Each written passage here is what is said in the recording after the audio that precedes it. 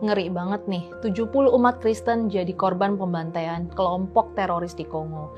Mereka dibantai secara sadis di sebuah gereja dengan menggunakan parang dan palu. Pelakunya kelompok teroris bernama Allied Democratic Forces atau ADF, sebuah kelompok teroris di Kongo dan Uganda yang terafiliasi dengan ISIS. Peristiwa ini tuh terjadi pada 13 Februari 2025 di Desa Maiba, Provinsi Kivu Utara. Sebuah wilayah yang sering menjadi sasaran kekerasan kelompok ekstremis. Informasi pembantaian ini diinformasikan oleh sebuah akun TikTok @almahdi. Sebelum dibantai militan, ADF ini mendatangi rumah-rumah di Desa Maiba di wilayah Lubero. Mereka meminta 20 pria dan wanita Kristen untuk keluar dari rumah dan tidak membuat keributan. Ketika ke-20 orang tersebut berkumpul, anggota ADF menangkap 50 orang Kristen lainnya yang berada di desa itu. Setelah disandra selama beberapa hari, 70 orang itu kemudian eksekusi oleh kelompok teroris itu. Akibat serangan ini, banyak warga melarikan diri dari desa, meninggalkan rumah dan keluarga mereka dalam ketakutan. Mirisnya, aksi pembantaian ini tuh luput dari perhatian aktivis HAM dunia. Nggak terdengar suara kecaman dari berbagai organisasi HAM, termasuk media-media besar dunia tidak memberitakan aksi pembantaian ini. Banyak media yang memberikan peristiwa ini sebatas akibat konflik yang ada di negara itu. Kompas misalnya memberitakan peristiwa itu dengan judul "Kongo Memanas Usai Pemberontak M23 Masuki Bukavu, 70 jenazah ditemukan tewas di gereja." Banjarmasin Post, "Perang di Kongo kian mengerikan, pemberontakan meluas, 70 jenazah ditemukan di gereja." Kongo memang sedang mengalami konflik bersenjata berkepanjangan.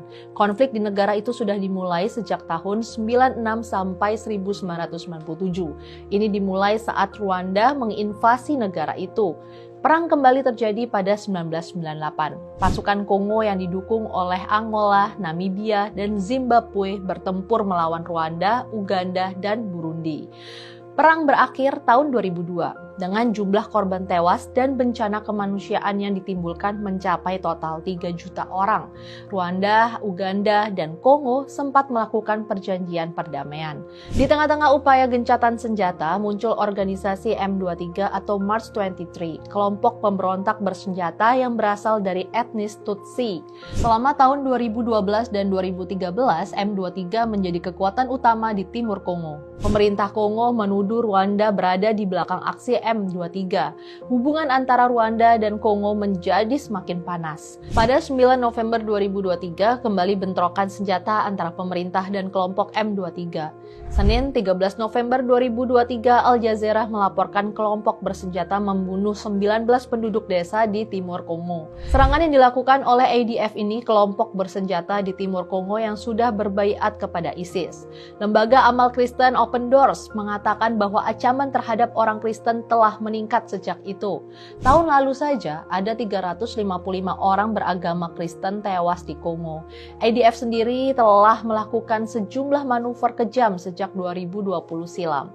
Sejatinya, kelompok ini berakar di Uganda dan mulai terbentuk pada tahun 95 sebagai bagian dari upaya untuk melawan pemerintah negara tersebut. Kita berharap PBB segera menyelesaikan konflik yang terjadi di Kongo, terutama melindungi warga sipil dari serangan kelompok teroris. Tidak ada kompromi bagi terorisme.